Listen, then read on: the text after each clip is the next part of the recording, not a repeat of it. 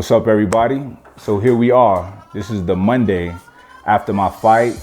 I fought 2 days ago, and I just want to give you guys a rundown on the lead up, the week of the fight, and stay all the way through to the end of this video.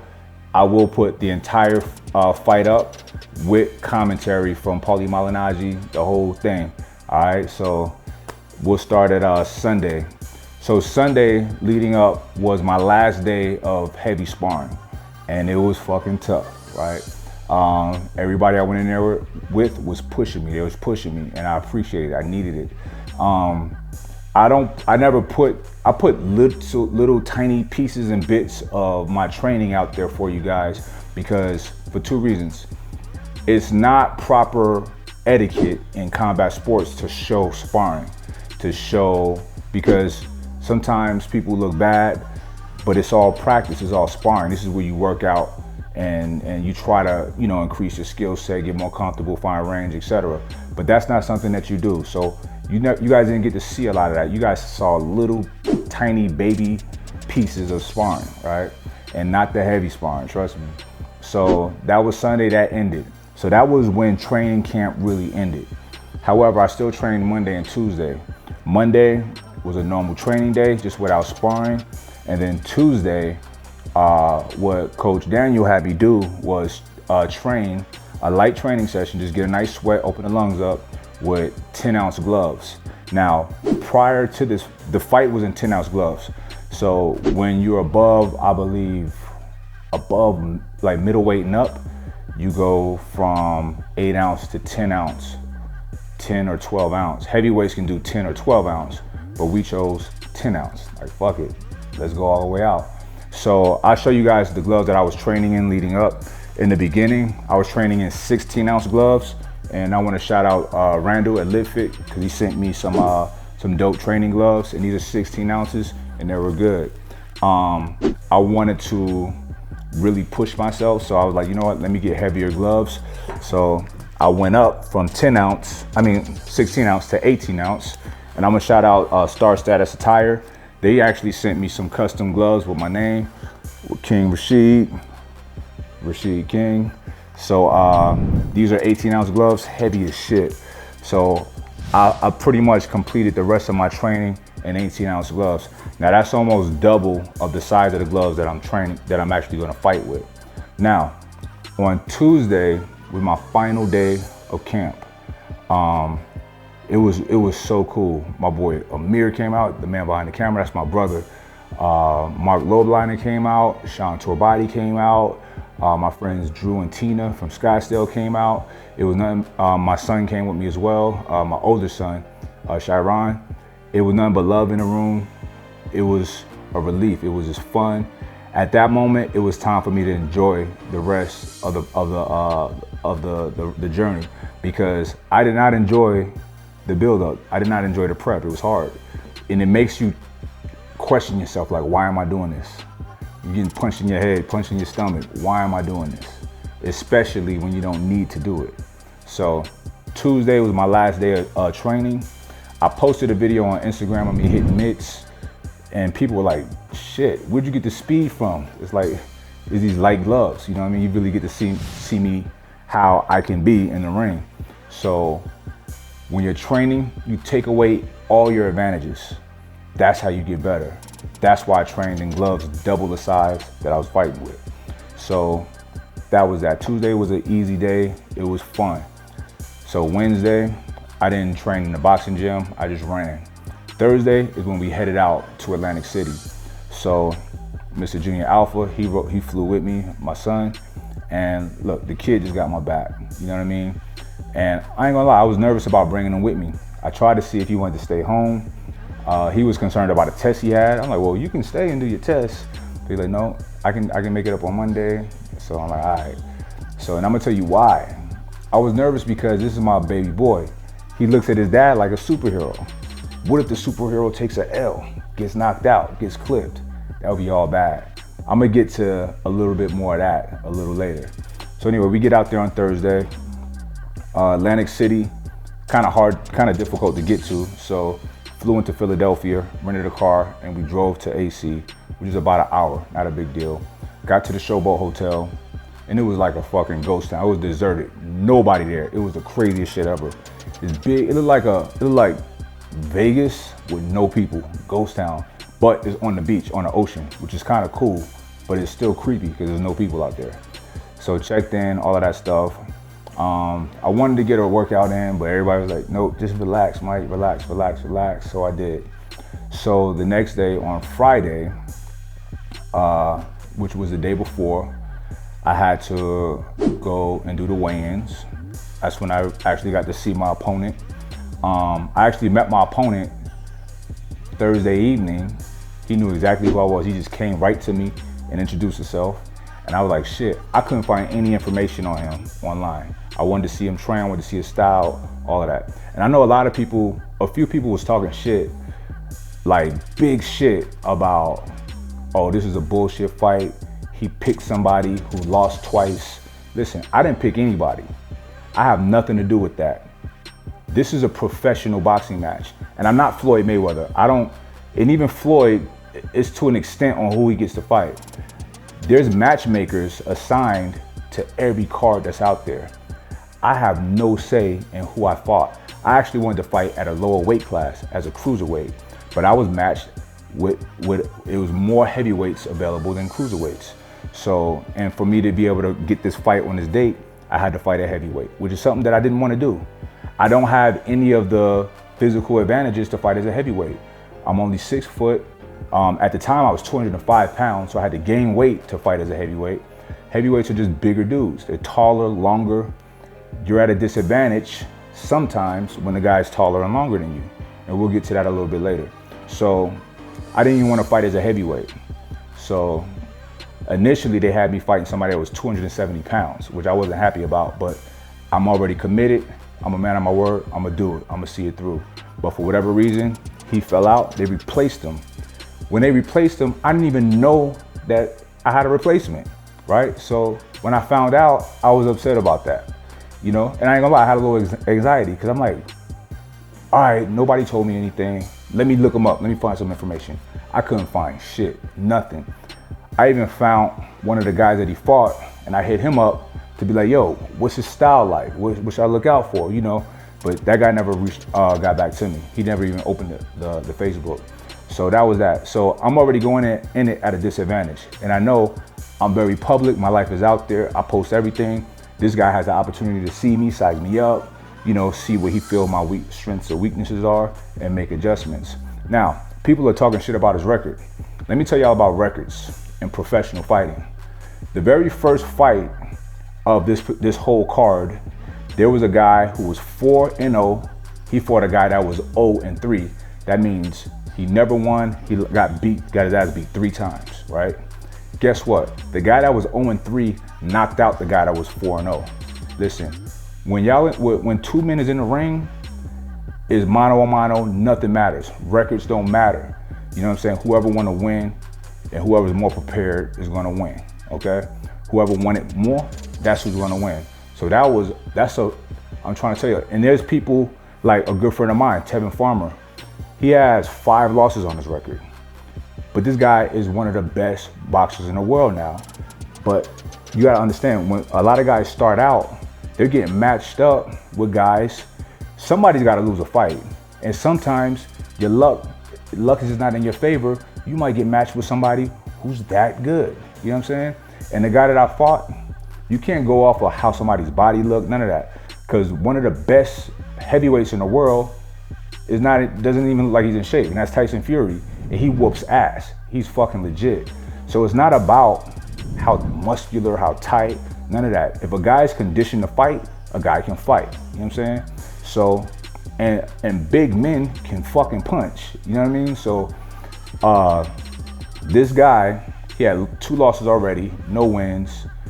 I did not take that lightly, and it wasn't me trying to cherry pick or anything. This is who the matchmakers matched me up with.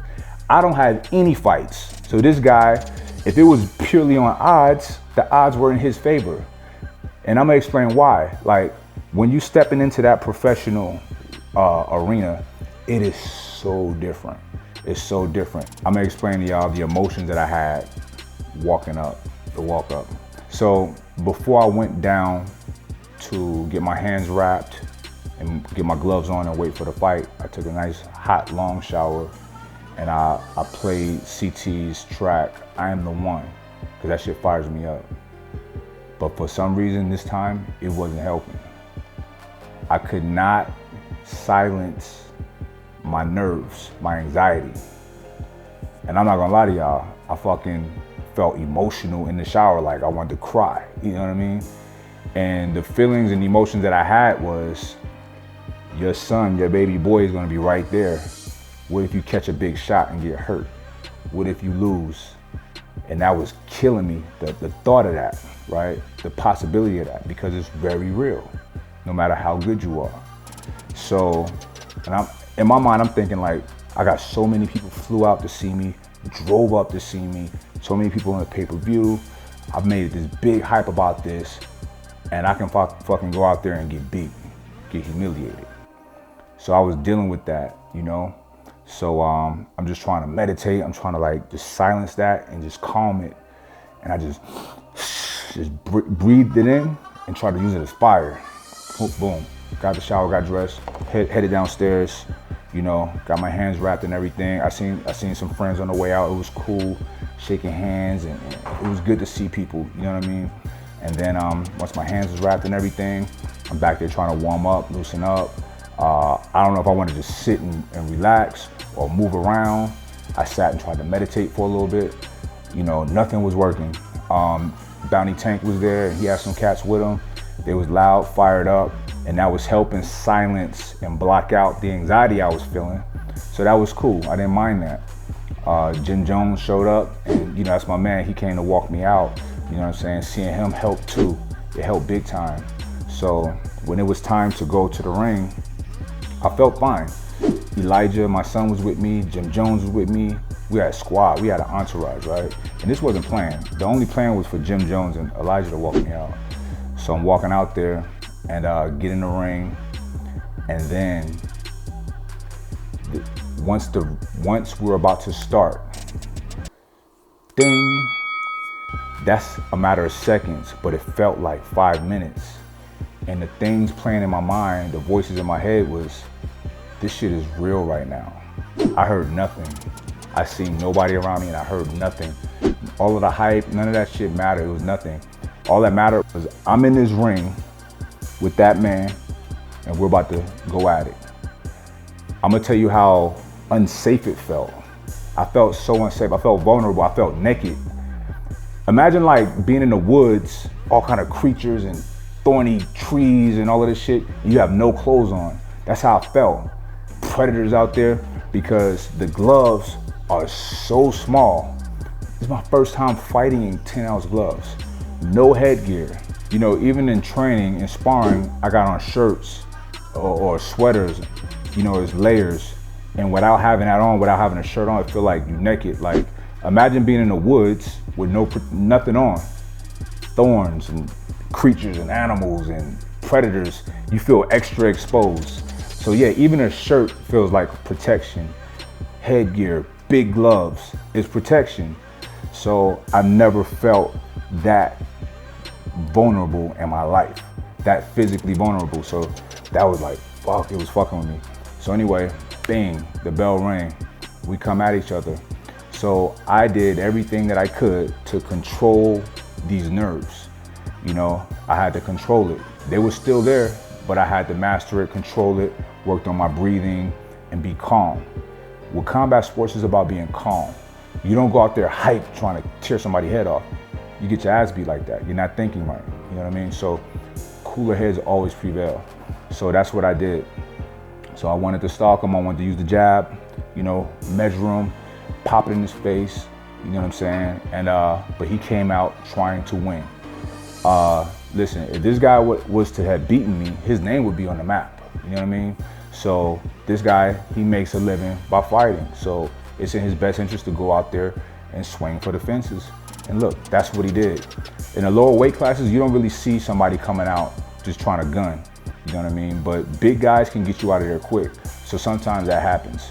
I don't like that, I don't prefer that, but that's what I had to deal with. So with me having all the nerves that I had, you know, it actually heightened my sense of alertness and awareness. So as busy as he was being, I can see it all, like the Matrix, you know what I mean? So if you look, I'm slipping shots, I'm giving him head movement, and he'd throw something, I would slip and counter, you know? The left hook, he was feeling it, you know what I mean? And what I was trying to do was work on, since he was so long, so rangy, I was trying to work on getting closer to where I'm in position, in perfect firing range, to sit down on shots, to really try to close the deal. However, I'm able to hit him with shots that was hurting him without me sitting down on it, and I still got the outcome that I wanted, you know what I mean? So anyway, y'all gonna see exactly what happened in a minute, but you know, he went down from it was an accumulation of shots. The left hook, the very first left hook I hit him with hurt him. I seen it. I can tell, you could tell, you know what I mean? And then I seen that he was susceptible to that, so I kept launching it and catching him. And one exchange, I caught him with a beautiful left hook. He tried to mix it up with me. I came under, caught him right under his ribs, and then an overhand right. And that right hit him. It was a perfect right on the temple, and it was fast. And I didn't think he was recovered from the left hook.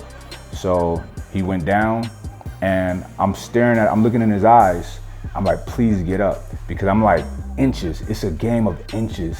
I'm inches away from being in that perfect striking range to really do damage. He didn't want it no more, so he decided not to make the count.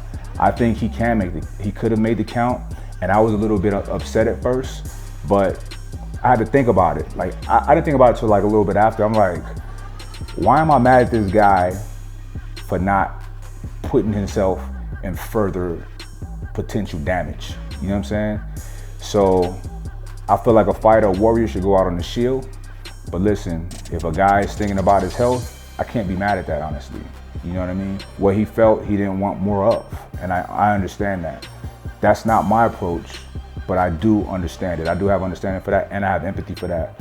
I think that guy does have potential. If he's out there listening, I would recommend you come down a weight class to cruiserweight or even light heavyweight, because you're so long and you have speed, and that reach is valuable, and you got heart, you want to fight. So that's what I would do if I was you, because you know the heavyweight division is just coming so hard. You know what I mean? When you drop weight, you're always stronger than the guys in that weight class. So that's why people drop weight like that. So anyway, that's just my recommendation. You can do whatever you want. But at the end, you know, I got the victory. It was dope. It felt good. You know what I'm saying? It was a big pressure off of my back and off of my chest. I was able to breathe, you know. I seen Elijah, first thing he said, I could hear him, "This is awesome." Like, he was so loud and excited, and I hardly see him ever excited. He's like me, I don't get excited about anything. He's the same, but he was excited, and that made me feel really good, really proud to do something to make him proud. Part of the main reason why I did this fight is because I told my sons, both my boys, that I was gonna do it. And I wanted to show them that when you give your word, you follow through on your word, no matter how difficult it is. That's how you develop character. That's how you show character, you know? And my training was really hard. Most of my training I was doing alone. It's extra hard when you don't have a team with you all the time, camp, you know what I'm saying? That camaraderie helps, just having somebody keeping you in check, like, yo, let's go run, let's go do this. How many miles you hit today? All of that helps. I had none of that. So me, it was extra difficult.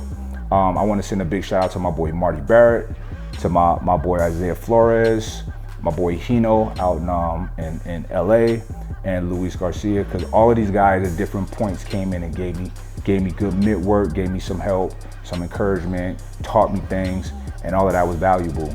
And I want to give a huge shout out to Coach Daniel, because and to Daniel, Trevor McCumbee, and to Luis, because Trevor and I were talking about potentially getting together and getting some work in, some sparring.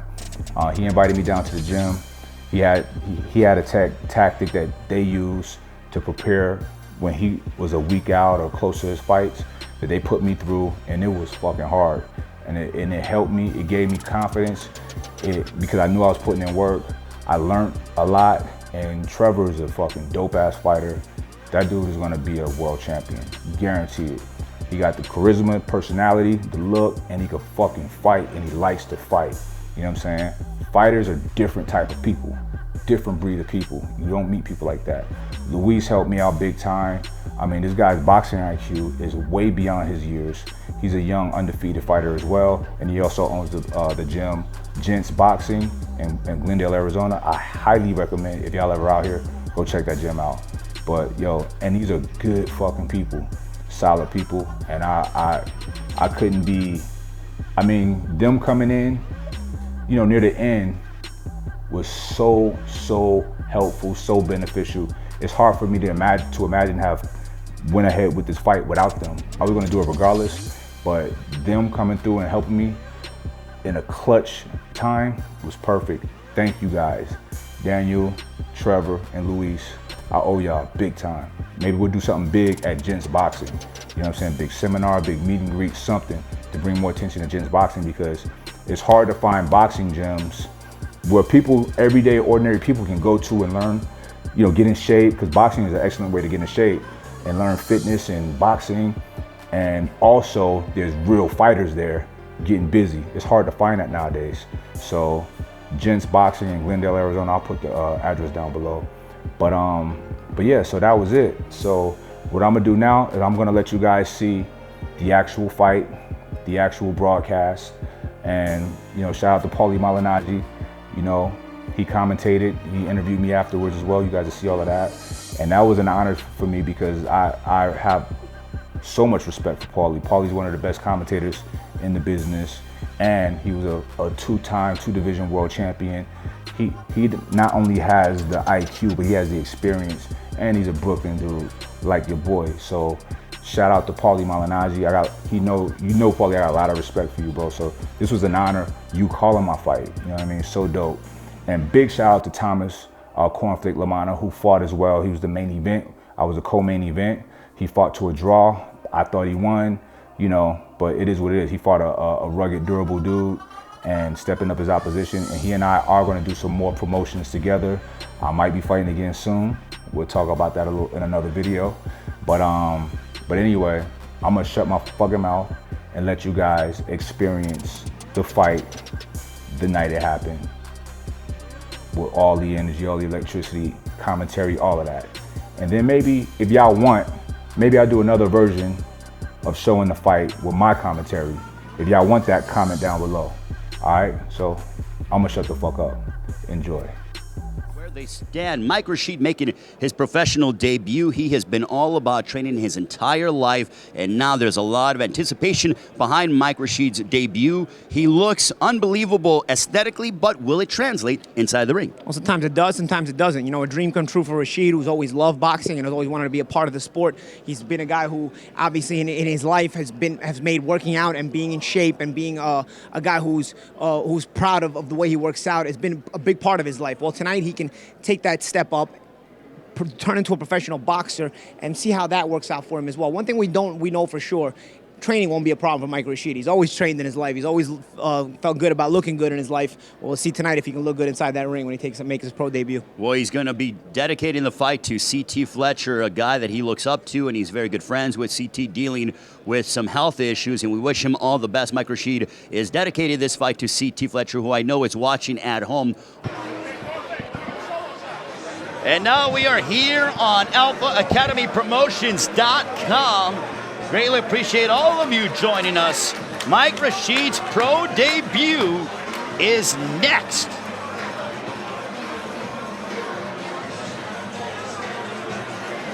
Ray Flores, Paulie Malignaggi, as we hope you have been enjoying the action. Mike Rashid, owner of the Iron Addicts Gym in Miami, now going to test his skills inside the boxing ring. He's 41 years of age. He's been working with the likes of Malik Scott and Trevor McCumbee. What a night of action that we've had thus far. And we continue with Mike Rashid as he makes the walk to the squared circle for the very first time.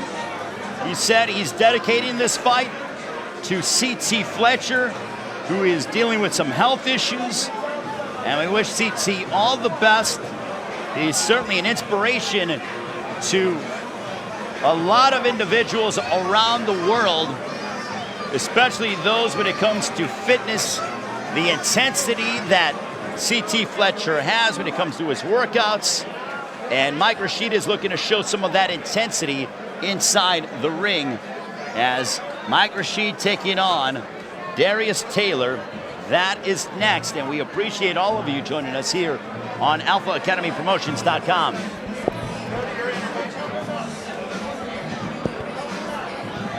And earlier in the week, we had an opportunity to catch up with Mike Rashid.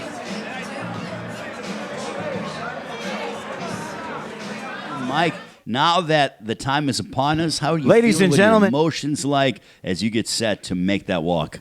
I mean, I feel good. I'm in a good space mentally. I didn't realize how difficult the prep was going to be until I was knee deep in it, and I didn't enjoy it. Not going to lie to you, but once all of the hard stuff was over and like beginning of this week, you know, all the nerves start just kind of easing away, and I feel good. I'm ready. I just want to get out there and get it on. You know what I mean? But you know, all my people is here. I'm having fun, enjoying myself. So I feel calm, relaxed, and just ready. He's eager, honestly. So I want to go in there and scrap. What has sparring been like for this fight? I mean, you know, that there are levels to actually, from a sparring standpoint, especially as you get closer, and then when it comes to obviously when that bell rings. But how much have you been trying to simulate sparring to the real thing? Yeah, I excuse me, I eased into sparring. I went to a lot of gyms trying to find, you know, heavyweights to spar with, and people would look at me and be like, "Nah, we don't have anybody for you." They would just go by sight. So then I started getting with some really good people, and first really good sparring partner I got to link with was Malik Scott. He's a heavyweight professional, and it was good. I learned a lot. It was some good work. Malik's a technician, obviously, having fought, you know, the who's who in the sport. Right, exactly. So I learned a lot with working with him, and it helped with my confidence a lot as well. And I work with Trevor McCumbee out in Arizona, and he's lethal. He's good, you know what I mean? So, and that helped with confidence as well. And you know, just you learn so many things from guys who's in there in the mix for real, big time. So I was picking up little things, a lot of stuff that I was trying to do. I couldn't do it initially, but as we kept going on, you know, my timing and everything was getting better and better. So I feel good now. I feel confident. I put in the work, so I'm super confident. What are you hoping people take away from your pro debut on Fight Night Live here in Atlantic City? I just want them to be shocked because they have no idea what I could do, you know.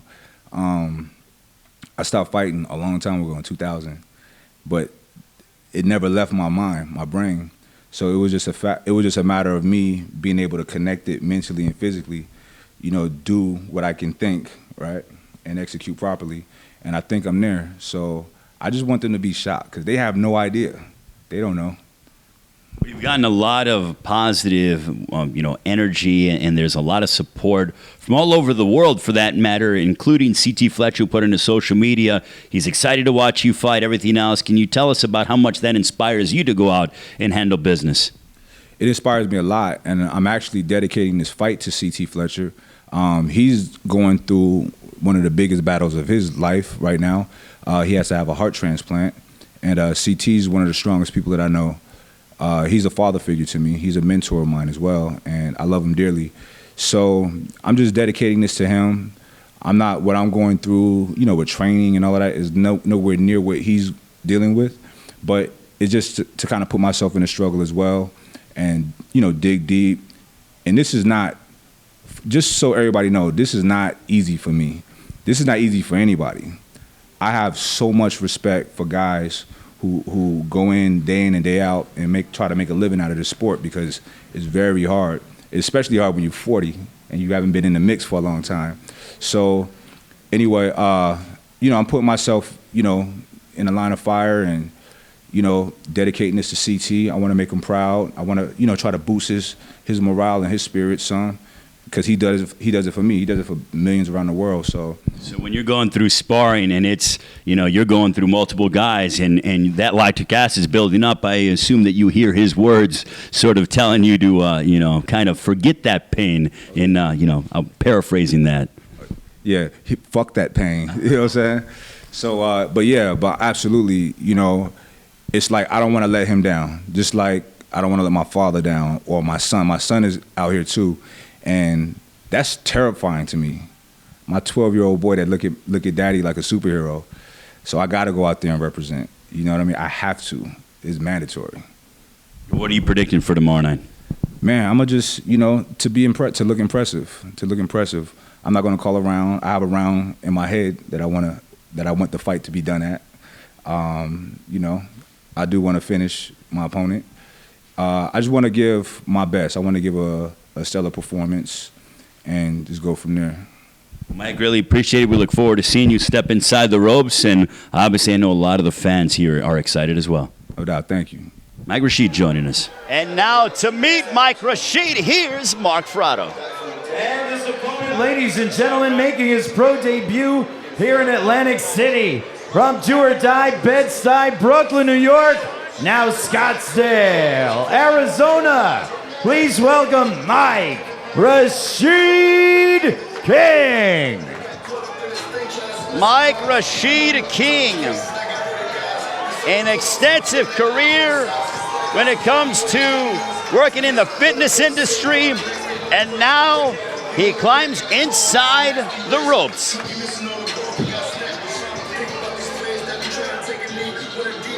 Mike Rashid in impeccable shape, extremely focused, having worked, and here is our tale of the tape. Mike Rashid King and Darius Taylor. Taylor has the height advantage. Rashid King at 41 years of age, 21 years older than that of Darius Taylor. And now here's, once again, Mark Frotto. Ladies and gentlemen, our special attraction this evening is scheduled for 4 rounds in the heavyweight division. It's brought to you by Rising Star Promotions and Alpha Academy Promotions. And presented by Designer Wraps, we've got you covered. Eat Clean Bro, excellent starts from the inside out. Orange Cryo Wellness, we freeze to feed. And Body Science Media for more than 15 years. The judges are Pierre Benoist, Joe Pasquale, and Lawrence Layton. And controlling the action at the sound of the bell, the referee in charge is Sade Murdoch. Introducing first, fighting out of the blue corner. He weighed in at 211 pounds even.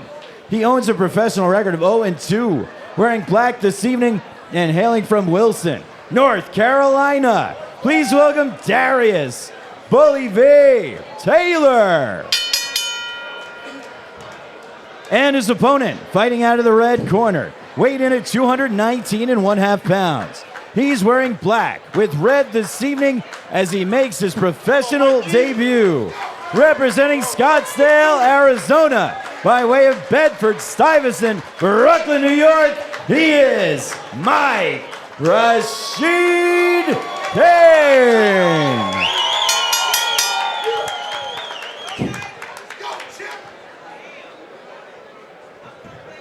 Step up.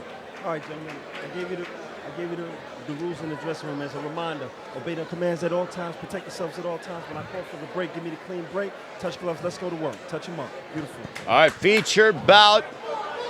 Darius Taylor trying to derail the plans and the pro debut of Mike Rashid. Rashid in unbelievable physical shape. I don't think there's an ounce of fat on him. I'll tell you, especially for that age. I'll tell you some perspective here. Rashid was older than Taylor when Taylor was born. Yes. Rashid was already 21 and Taylor 20 years old. We'll see how the first round shapes up. Well, Mike Rashid spent time sparring with Malik Scott, who's a quality fighter and works with Deontay Wilder. Oh, big left hook that shook up Taylor. Look at the power by Mike Rashid. And Taylor a little bit happy feet, a little bit of happy feet as he starts to fight. So it's not really getting his footing, and that hook from Rashid didn't really help him. On the back of Rashid's trunks is ISYMFS, which is the company of C.T. Fletcher, the mindset, the entire entity of C.T. Fletcher's good friend. Big right hand, shake it up, Taylor, and down he goes. Mike Rashid putting down Taylor on the deck. And that's the thing about Taylor, standing too straight up. Rashid finishing the combination with a right hand over the top. And this one is over. Mike Rashid with the win over Darius Taylor. But Rashid doesn't seem to be too pleased. I think he believes that Taylor could have continued. It's possible, but Rashid wasn't on the receiving end of that right hand either. No, he was not. So, it's hard to say. Well, Mike Rashid, the question coming into the fight, and one of his teammates took his shirt off and I think he's ready to go in there and fight him. Just out of they want to get working. This is not a gym session. They're about to get working. You actually have them. Sometimes knockouts happen quickly. I think they want to go on CT Fletcher's workout plan. Rashid is still bouncing around. He's got plenty of energy left. Well, a W's a W. And the question, Paulie, coming into the fight was, will the muscles and will the power being in the gym translate to actual competition? At least in this pro debut, the question was unequivocally yes. Yeah, absolutely it did. Obviously, Rashid, if he's going to fight again, will obviously continue to get better, looking to continue to work out in the gym and whatnot. Still some things you want to be able to do if you're going to box professionally again. If this was a one and done experience for Rashid, only he knows. But certainly stepped into the ring like most guys don't do. You see, a lot of guys will give critiques, stay outside the ring and stay there. Credit to Mike Rashid, who didn't have to do this. He's a guy who's had success in his other professional fitness industry and is well known in it, but still wanted to go about doing this and doing this his way. And he dedicated to CT Fletcher with the official particulars. We'll send it up to Mark Frado.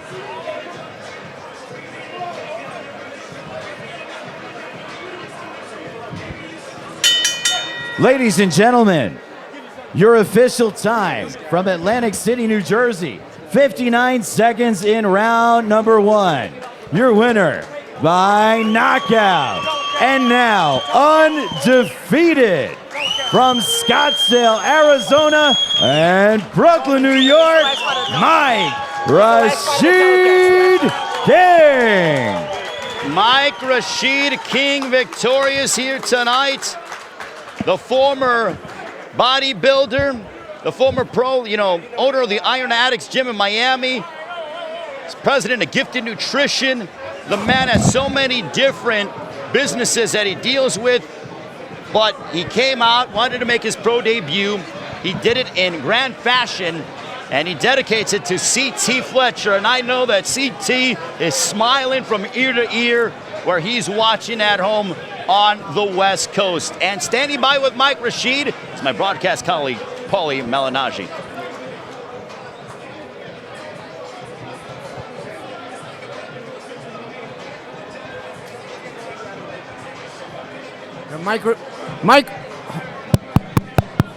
Mike Rashid King, after your pro debut, tell us your emotions going into the ring before the fight, finally getting the chance to make your pro debut. Man, honestly, I was trying to calm my nerves down. I'm well prepared. I've been sparring with pros, good work, but just being here is different. So I'm back there trying to calm down the whole time. Ultimately, what led you to calm down enough to be able to be prepared for round 1? Honestly, I never calmed down. So I can be honest about that. So, because that's not normal. I like to take my time, work the jab. So I just went in there and fought. Honest assessment. So once the first round started, we saw Taylor started giving you some movement. What was your assessment of how you were going to take the approach? Was it your game plan to start out so aggressively, or were you planning on taking your time a little bit and breaking him down? Nah, he actually threw a shot that I felt, so I was like, let me try to hurt him now. You know what I mean? Because, I'm not trying to get hurt. You know what I mean? Of course. Plus, sometimes a guy hits you, you want to hit him back harder, right? Yeah, I do got that competitiveness in me. All my sparring, if anybody ever caught me, I had to give it right back. You know what I mean? So we didn't see you celebrate so much when the count reached 10. What was that about? Did you want to continue fighting? Was it a little too soon for you? I wanted to keep going. I wanted to fight. I wanted to, really fight. At least 2 rounds, at least 2. But, it is what it is. I'm happy about it. Boxing, professional boxing, I take my hat off to you and everybody who do it for real, because this is a very difficult and dangerous sport. You know what I mean? And I totally respect it. And also, that was another reason why I'm like, let me try to do this now so I don't get hurt. You know what I mean? Yeah, absolutely. And it is too, once the nerves are there and once the bell rings, your nerves are gone. So then you're prepared to go the rounds and go about it calmly. Bed-Stuy, do or die. Do or die, baby, all day. All right, back to you, Ray. Brooklyn to Brooklyn. Thank you very much, Paulie. Greatly appreciated. Mike Rashid, victorious. He looked fantastic. A first-round victory, a first-round knockout over Darius Taylor.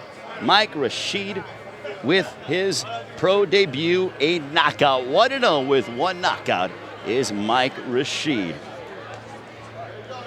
Clearly delighted. There you see his hand raised.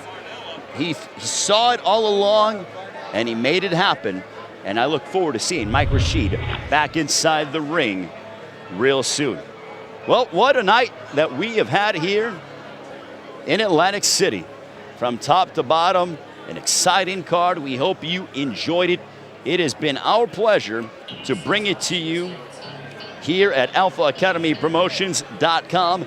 On behalf of Mark Fratto and Paulie Malignaggi and our entire staff, we appreciate you joining us for Fight Night Live here on AlphaAcademyPromotions.com. Mike Rashid with the victory. So long from Atlantic City.